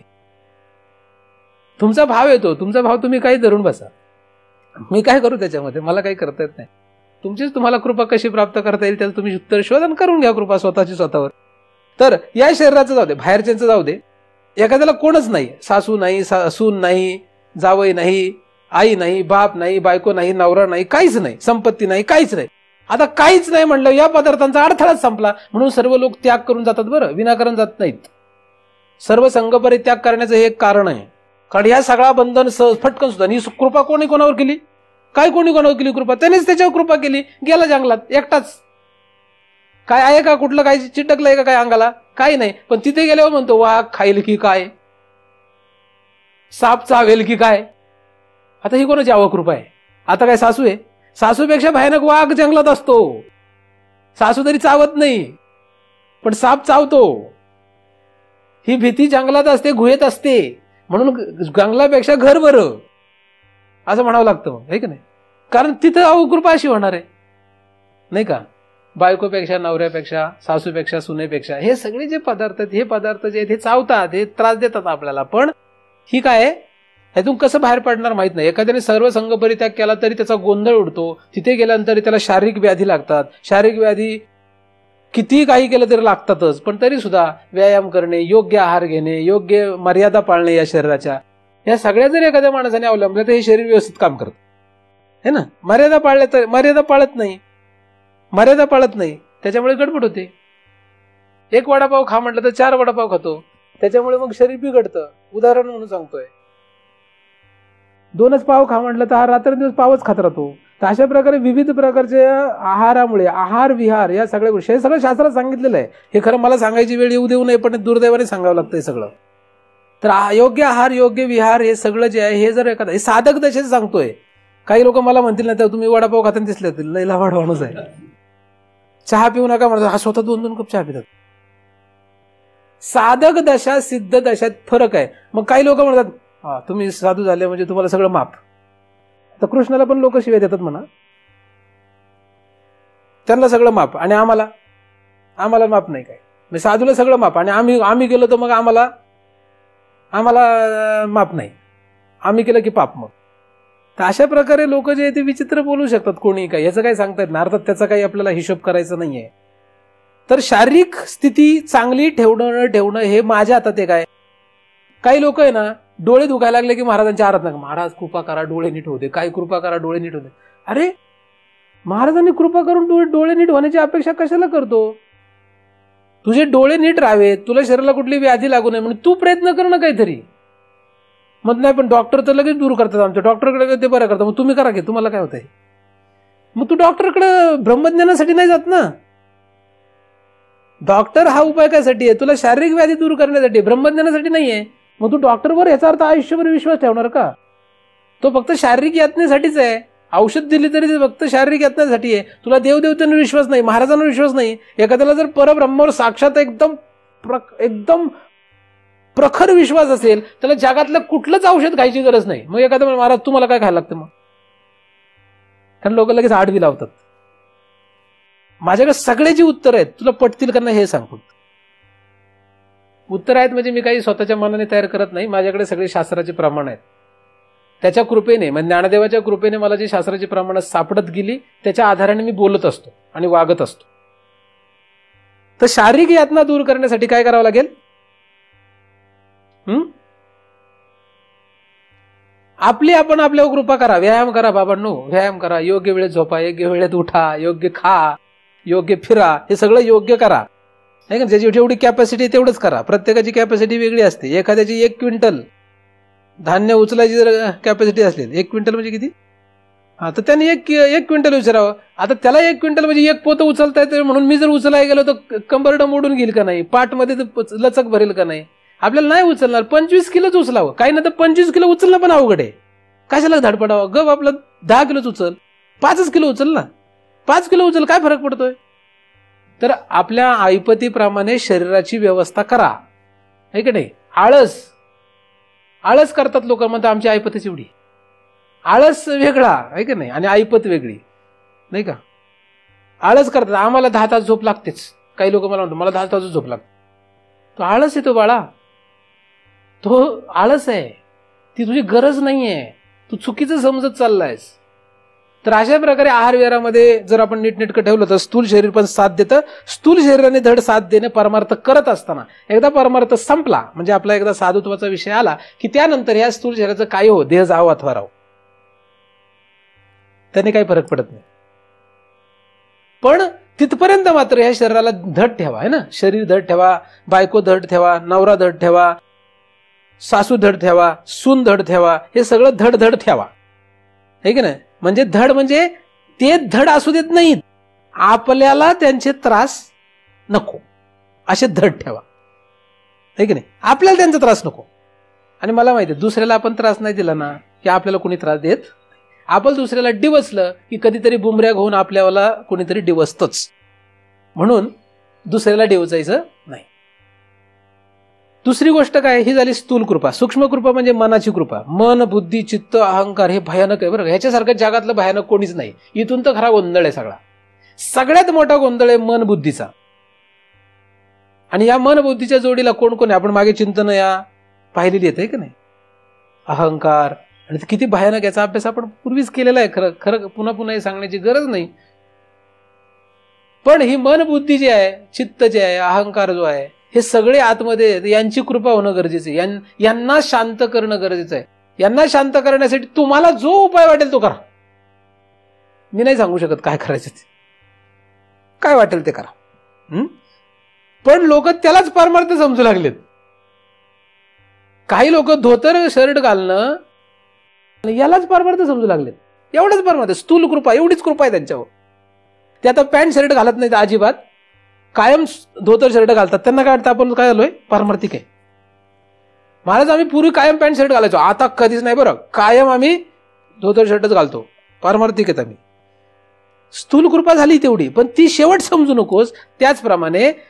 त्याचप्रमाणे पुढे एकदा मन बुद्धी चित्त अहंकार याच्यामध्ये जर स्थिरता शांतता आली तरी सुद्धा तो काही शेवट नाही. खरं आपलं ते उद्दिष्टच नाहीये. ते साधक दशेमध्ये स्थिरता लागते, कारण की साधक दशेमध्ये स्थिर जीव नसेल तर मात्र त्याची फार भयानक अवस्था होते. कुठल्याही निमित्ताने त्याला अस्थिर करणं हे मायेचं काम आहे.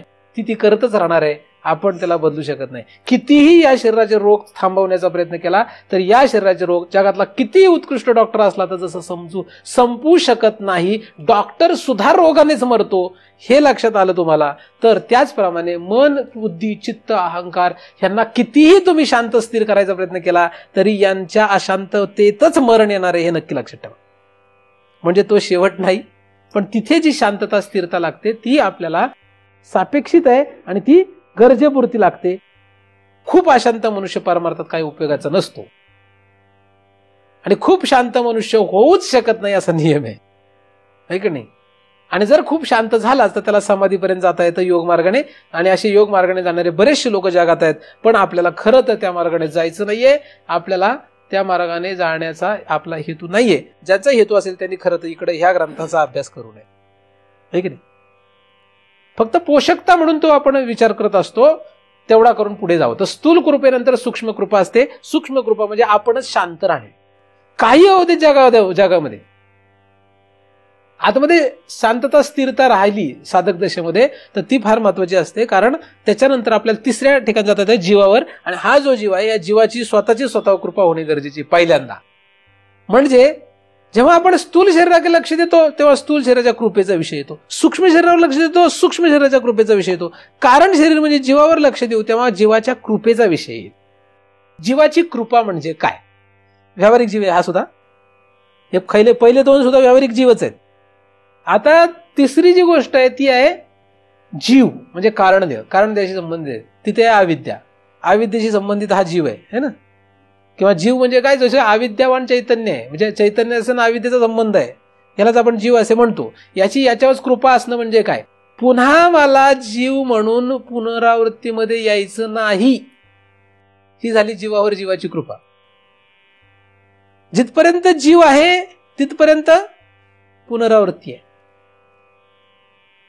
स्थूल शरीर सूक्ष्म शरीर तर फक्त भोगण्यासाठी आहेत. खरा भोगणारा कोण आहे? जीव आहे. स्थूल शरीर सूक्ष्म शरीर बदलत राहतं.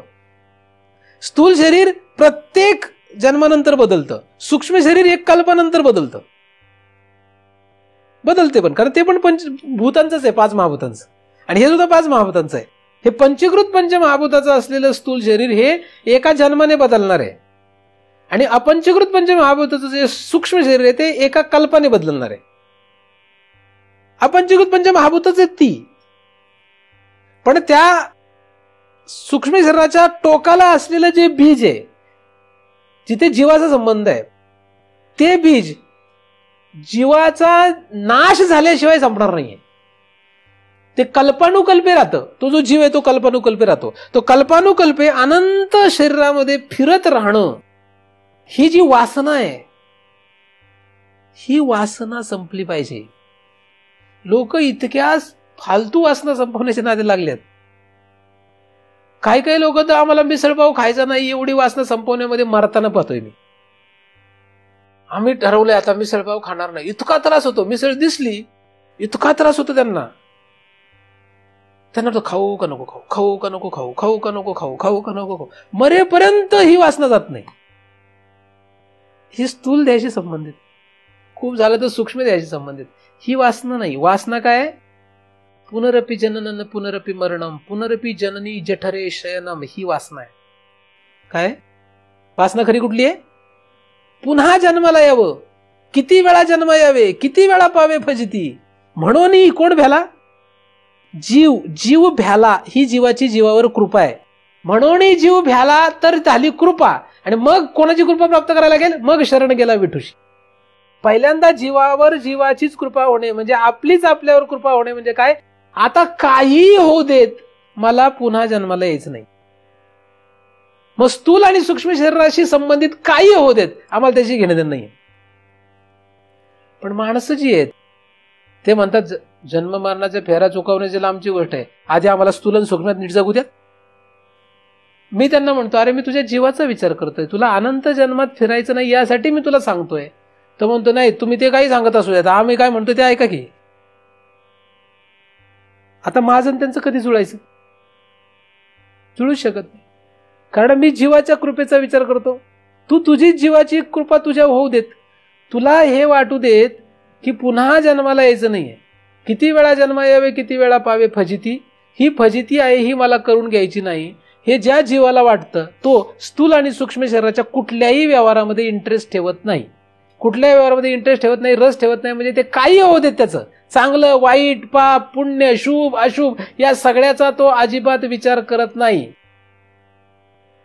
जे लोक स्थूल आणि सूक्ष्म शरीर म्हणजे प्रकृतीच्या अंतर्गत येणाऱ्या शुभ अशुभ चांगल्या वाईटाचा विचार करतात, त्यांच्यावर ही जीवाची कृपा अजिबात नसतेच. तुम्ही जर तसं करत असाल तर तुम्हाला तुमचीच तुमच्यावर कृपा नाहीये. कारण प्रकृतीच्या अंतर्गत ते कुठे असतात? ज्ञानदेवाने सांगितल्याप्रमाणे, मी बरेच वेळा प्रमाण सांगत असतो, ते कुठे असतात? अहंकाराधिरूढ. ते कुठे असतात? अहंकारावर आरूढ असतात, म्हणजे सूक्ष्म देहाशी संबंधित असतात.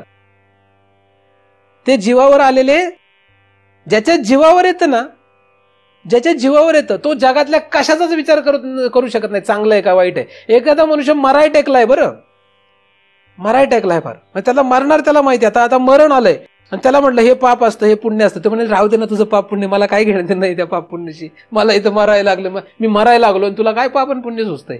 बरोबर का? एका बेटावर सत्य घटना सांगतोय. बेटावर म्हणजे बेट म्हणजे आयलँड. बेट जे असतं हे त्या ठिकाणी सगळ्या बाजूनी पाणी असतं, है ना, सगळ्यांना माहिती आहे ना. बेट सगळ्या बाजूने पाणी आहे. त्या बेटावर काही कारणाने युद्ध झालं, काहीतरी झालं, मारामारी झाली, सगळे एक माणसं सगळी मरत गेली, संपत गेली, सगळे काय झालं, आपत्ती आली, अनेक गोंधळ उडाले. आणि मग सगळ्या शेवटी 2च माणसं शिल्लक राहिली. तिथं खायला काहीच राहिलं नाही. काय आलं? खायला काही नाही, काही खायला उरलेलं नाही. तर आता वेळ आली की हा माणूस त्याला खाऊ शकतो का तो माणूस त्याला खाऊ शकतो? काही वेळ आली तर त्यातल्या दोघांनी एकमेकांना खाण्याचा विचार केला पक्का, की मी आता याला खाऊन माझं पोट भरीन. त्यांना माहित आहे की हा माणूस खाल्ल्यानंतर पुढे खायला काहीच नाहीये. पण त्याने पण लगेच त्याचं मनाने त्याला सांगितलं, अरे तेवढा तर जग. बघा काय विचार आहे, इतका घाणेरडा विचार आहे ना, वाटतं ना घाणेरडा. चांगलं वाईटाचा मी विचार नाही सांगत येते. त्याने फक्त एवढा विचार केला की याला आता खाऊन मी याचं शरीर जिथपर्यंत तेवढं खाऊन जगू शकतोय ना. तशी भयानक वाटतं हे, पण असं घडलेली गोष्ट सांगतोय. त्या एकाने त्या दुसऱ्याला खाऊन टाकलं. जो बलवान होता त्याने काय केलं, आता तो ज्याला खातो तो म्हटला, अरे काहीतरी दया कर, मी माणूस आहे तू माणूस आहेस, आपण हे पाप आहे. तो म्हटला पाप पुण्याचा कुठला विषय आला इथे, माझं पोट भरणं हेच पुण्य आहे माझ्यासाठी. त्यासाठी मी तुला खातोय का कोणाला खातोय याची काय घेणं नाही मला, ज्याला पोटाची गरज असते. जो म्हणजे स्थूल, एक लक्षात घ्या, स्थूल खळगी भरण्यासाठी सुद्धा माणसाला खायला काही नाही मिळतो, तो दुसऱ्या माणसाला मारून खाईल. कुठला आलंय पाप आणि पुण्य? जेव्हा पोटाचा प्रश्न येतो तेव्हा पाप पुण्य जिथं संपतं. ह्या स्थूल देहाची पोटाची खळगी भरण्यासाठी जेव्हा पाप पुण्य संपतं, तेव्हा जीवाचा विचार करताना पाप पुण्य राहील काय? कैमुत्तिक न्याय लावता येतात, लावता येत असेल तर लावा इथे, नाही तर लावू नका, मी काही करू शकत नाही त्याला. पाप पुण्याच्या गोष्टी फक्त स्थूल शरीराचा असा अत्यंत टोकाचा विचार येतो तेव्हा सुद्धा जिथे राहत नाहीत, तर जीवाचा विचार करत असताना राहतील काय? राहत नाहीत. म्हणून ज्ञानदेव महाराज सांगतात की जेव्हा आपण प्रकृतीच्या अंतर्गत असतो तेव्हाच हा पाप पुण्याचा शुभाशुभाचा विषय आहे. तैसी शुभ अशुभ कर्मे निफसती या प्रकृती धर्मेत या मूर्ख मती भ्रमे मी करता म्हणे ऐसा अहंकाराधिरूढ एक देशी मूळ तया परमार्थ हा गुड उकलावाना. म्हणजे जीवाच्या पुढे त्याला जाण्याचा विषय कधीही उकलणार नाही. कोणी असू देत तो जगातला, ह्याच्या पुढे जाऊ शकणार नाही तो. म्हणून जेव्हा तुम्ही जीवाचा कृपेचा विषय कराल तेव्हा तुमच्यासाठी पाप पुण्य आहे का काही, शुभाशुभ आहे का काही, पण जगासाठी आहे का? कारण ते स्थूल देहाशी संबंधित आहेत म्हणून त्यांना पाप पुण्य आहे. ते सूक्ष्म देहाशी संबंधित आहे. म्हणजे स्थूल देहावर जे आरूढ असतात, जे सूक्ष्म देहावर आरूढ असतात, ज्यांचा अहंकार हा स्थूल देहाशी संबंधित असतो, ज्यांचा अहंकार हा सूक्ष्म देहाशी संबंधित असतो, त्यांच्यासाठी पाप पुण्य चांगलं वाईट हे असतंच. आणि त्यांना कधीही हा गुढ जीवाचा विषय लक्षात येऊ शकत नाही. म्हणजे खरं तर त्यांचीच त्यांच्यावर कृपा नाहीये. ते महाराजांना मानण्याचा प्रश्नच येत नाही काही, शास्त्राला मानण्याचा, शास्त्राचा शोध घेण्याचा प्रश्नच येत नाही काही. आणि जगात अशा लोकांची संख्या किती आहे तरी अंदाज किती लोक आहेत असे व्यावहारिक जीव आहे बरे सगळे. असे किती लोक आहेत जगामध्ये? इथे बसलेल्या लोकांपैकी 99% लोक तसेच आहेत. इथे बसलेली सांगतोय. किती लोक आहेत त्याच्यामध्ये? इथे बसलेले 99% लोक असेच आहेत. माझ्या ऐकायला बसले म्हणून तुम्ही स्वतः असं समजू नका महाराज फार ऐकतात. बरं, हे सगळं खोटं आहे, थोतांड आहे. हे मला माहित नाही का? माहित आहे सगळं. फक्त मला गुरुनी व्यासपीठावर बसवलं, ही परंपरा आहे म्हणून मी व्यासपीठावर आहे. आता काही घेणं देणं नाहीये मला. जे 1% लोक उरलेले आहेत त्यांच्यासाठी मला घेणं देणं आहे. ते पण संप्रदायाची प्रथा म्हणून आहे, नाही तर काही घेणं देणं नाही. एक लक्षात ठेवा, हा 1% आहे का 100% ह्याला किंमत खरी नाही. मी जरी बोलत असलो असं जरा थोडंसं हृदयाला टोचणार असं जरी बोलत असलो तर हे लक्षात ठेवा, तुमचीच तुमच्यावर कृपा होत नाही तिथपर्यंत मी काय सांगतो हे तुम्हाला काहीही केलं तरी कळणार नाहीये. आणि तुमची जी श्रद्धा ही ढासळणारच आहे. कारण मी काय म्हणतोय हे तुम्ही कळून घेऊ शकत नाहीये. याच्यामध्ये माझा दोष नसून कोणाचा दोष आहे? तो खरा दोष तुमचाच आहे. कारण तुमची तुमच्यावर कृपा नाही. माझी कृपेची तर फार लांबची गोष्ट आहे. समजा मी साधू असेल असं धरूया, आपण असं समजूया की मी साधू आहे, तर माझी कृपा ही फार लांबचा विषय आहे बरं. त्यामुळे कोणीतरी काहीतरी भलती अपेक्षा करू नका, आमच्यावर कृपा करा, काहीतरी बदलू देत. काही होणार नाही असं. तुमच्यावर पहिली कृपा करा. पहिल्यांदा हे ठरवा की आपल्याला काय करायचंय. किती वेळा जन्म यावे किती वेळा पावे फजिती, ही फजिती आहे. पुन्हा पुन्हा जन्माला यायचं नाही, पुन्हा पुन्हा मरणाला यायचं नाही. असं जीवाला जेव्हा वाटतं ठामपणे तेव्हा त्या जीवाची कोणावर कृपा असते? स्वतःची स्वतःवर कृपा असते. ही फक्त मी चिंतन बोलताना जेव्हा अग्रेसिव्ह होतो, जेव्हा असा भडकतो तिथपर्यंतच राहणार आहे. इथून गेल्यानंतर ह्याच्या बाहेरचे सगळे वातावरणातल्या ज्या लहरी आहेत ह्या वेगळ्या आहेत. ह्या ठिकाणी या एवढ्या वातावरणामध्ये फक्त अशा लहरी आहेत. इथपर्यंतच तुम्हाला तसं वाटणार आहे. ह्या घराच्या ह्या ठिकाणाच्या दुसरीकडे कुठेही गेले तर सगळ्या लहरी काय आहेत? 99% लोकांच्या लहरी वेगळ्या असल्यामुळे ते तुम्हाला पुन्हा सांगतील काय? स्थूल आणि सूक्ष्म शरीर त्याच्याशी संबंधित चांगलं वाईट पाप पुण्य. आणि मग तुम्ही पुन्हा म्हणणार काय म्हणणार? पुन्हा हे चांगलं असतं, हे वाईट असतं, हे असं असतं, ते तसं असतं. चांगलं वाईट काही नाही बाबांनो. फक्त शुभ आणि अशुभ काही नाहीये. हे काही नाहीये. काय खरंय? खरं फक्त आहे की तुम्ही जीव आहात आणि हा जीव अनंत जन्म गटांगळ्या खातोय. हेच खरं आहे. काय खरं आहे? हेच खरं आहे. आणि हे जितकं दृढ होत जाईल तितके तुमचीच तुमच्यावर कृपा आहे. अशा 3 कृपांचा अभिलाषी राहा. स्वतःची स्वतःवर अशा 3 प्रकारची कृपा करा. पहिल्या 2 कृपेला मी एवढी किंमत देत नाही. मला काही घेणं देणं नाही. तुम्ही आजारी पडले का नाही पडले, सासूने तुम्हाला ओरडलं का नाही ओरडलं, सुनेने त्रास दिला का नाही दिला, नवऱ्याने रागावलं का नाही रागावलं, बायको काय बोलली का नाही बोलली, मला काही घेणं देणं नाहीये. काही घेणं देणं नाही म्हणजे महाराजाला थोडी अर्थ आहे काही. असे लोक म्हणतात मला, तुम्ही महाराज आहे ना आमच्या, मग सगळ्या प्रकार लक्ष ठेवा. त्याच्यापेक्षा मला तुमच्या फक्त आतमध्ये असलेल्या जीवाशी घेणं देणं आहे. कारण ह्या बायाच्या 2 भागामध्ये तुम्ही कधी मला टांग माराल किंवा कधी माझ्यावर हात उगाराल हे मलाही माहित नाहीये. असं गुरुजींनी सांगून ठेवलेलं आहे. त्यामुळे माझ्या गुरूंच्या गुरूंवर मला विश्वास आहे. आणि तुमच्या रूपाने कुठेतरी सार्थकी तू लावावा किंवा लावतील याचं काही सांगता येत नाही. पण मला माहिती आहे, जो कोणी फक्त जीवाचा विचार करेल त्याला मी काय म्हणतो हे नक्कीच कळणार आहे. आणि ही माझी त्याच्यावर कृपा नसून किंवा ज्ञानदेवाची त्याच्यावर कृपा नसून त्याचीच त्याच्यावर कृपा आहे. तुमचीच तुमच्यावर कृपा होत ही पहिली पायरी आहे परमार्थाची. परमार्थ इथून सुरू होणार आहे. मग काही लोक म्हणतात आम्ही इतक्या दिवस हे केलं, तितक्या दिवस हे केलं, विश्वास ठेवला, अमकं केलं, तमकं केलं. हे काही तुम्ही केलेलं नाहीये. खरं परमार्थ केलेला नाहीये, तो नुसता व्यवहार आहे. हे व्यावहारिक जीव आहे, त्यांचा विचार करण्यात खरं काही अर्थ नसतो. विचार कोणाचा करायचा? साधूने. साधू फक्त त्याचा विचार करतो ज्याला जीवाशी घेणं देणं आहे. जो जीवाशी घेणं देणं ठेवतो म्हणजे कोणाशी? स्वतःशी घेणं देणं ठेवतो. जो स्वतःशी घेणं देणं ठेवतो त्याचाच परमार्थात उपयोग आहे. जो स्थूल शरीराचा आणि सूक्ष्म शरीराशी घेणं देणं ठेवतो त्याला परमार्थात अजिबात अधिकार नाही. तुम्ही स्थूल देह आणि सूक्ष्म देहाशी घेणं देणं ठेवत असाल तर तुम्हाला परमार्थात खरं तर अधिकार नाही. मग लोक काय म्हणतात, जाऊ दे आम्ही चाललो घरी, नको आम्हाला परमार्थ. तुमचा प्रश्न आहे, आमचा नाही प्रश्न. आम्हाला फक्त वाईट वाटणार. त्याच्या पलीकडे काय वाटणार? वाईट वाटणार. अरे हा करत होता परमार्थ, आता नाही करत आहे. त्याच्या पलीकडे काय करणार आहे? त्याच्या पलीकडे महाराज काय करणार आहे? काहीच करू शकत नाही. कारण माया बलवत्तर आहे का महाराज बलवत्तर आहे? तसं पाहिलं तर व्यावहारिक दृष्ट्या कोण बलवत्तर आहे? माया श्रेष्ठ आहे. व्यावहारिक दृष्ट्या समाज श्रेष्ठ आहे का महाराज श्रेष्ठ आहेत? समाज श्रेष्ठ आहे व्यावहारिक दृष्ट्या. कारण व्यवहार समाजाच्या हातात आहे, व्यवहार मायेच्या हातात आहे, महाराजांच्या हातात नाहीये. म्हणून व्यवहारामध्ये जगताना महाराजांच्या हातात काहीच नाही. महाराज हातबल आहेत. पण पारमार्थिक दृष्ट्या विचार केला तर ह्या मायेला कधीही चितपट करण्याचा अधिकार फक्त आणि फक्त महाराजाकडे आहे. व्यवहारामध्ये नाही, व्यवहाराशी संबंध नाही पारमार्थिक दृष्ट्या. आणि ज्यांना पारमार्थाशी घेणं देणं आहे त्या जीवाशी महाराजांना घेणं देणं असल्यामुळे फक्त त्यांचा आणि महाराजांचा खरा विषय. परमार्थ फक्त त्यांचा असतो, बाकी कोणाचं नाही. तुम्हाला जर परमार्थ करावा असं वाटत असेल, भगवत प्राप्ती करावी असं वाटत असेल तर ज्ञानदेवाची किंवा भगवंताची कृपा आपल्याला तर अपेक्षित आहेच, पण ती नंतर आहे. आधी स्वतःची स्वतःवर कृपा करून घ्या.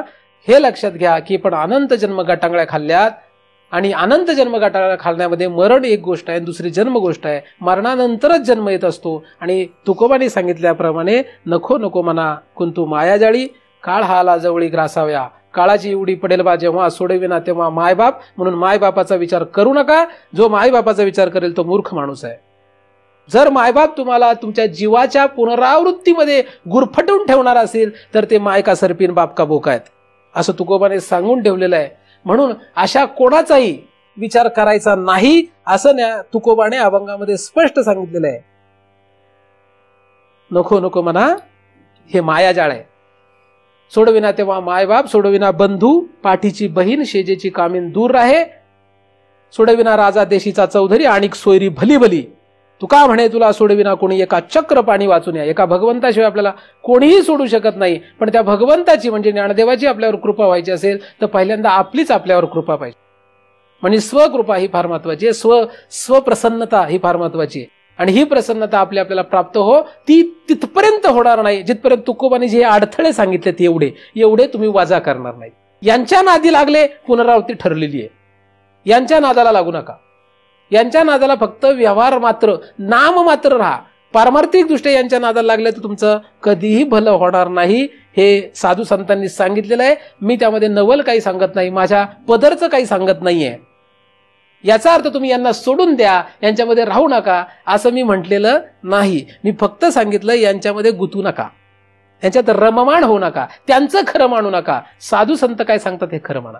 त्यांचं खरं मानलं तर तुम्ही शुभाशुभात गुंतून राहाल आणि मग स्वर्ग आणि नरकाच्या वाटा तुमच्यासाठी मोकळ्या आहेत, ज्या ज्ञानदेवांनी अजिबात जायला सांगितलेलं नाही.